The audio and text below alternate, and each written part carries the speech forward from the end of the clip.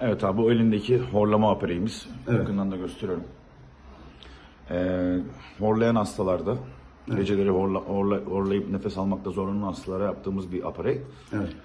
Öncesinde nasıldı, sonrasında ne gibi farklar hissettin? Senden onu dinlemek istiyoruz. Öncesinde akşamları tabii ki horlama vardı bende. Horlama olduğu için de bu aparat plak şeklinde aparat bize tavsiye ettiler. Bu aparatı yaptılar bizi kendileri. Bu aparatta da ben daha önceki horladığım şeyde şu anda horlama kesinlikle sıfır.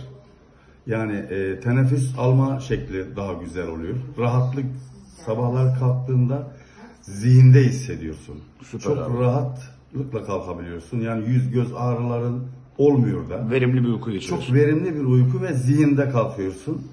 Yani çok güzel bir alet. Ben bunu yaptırdım. Gerçekten harika bir şey olmuş.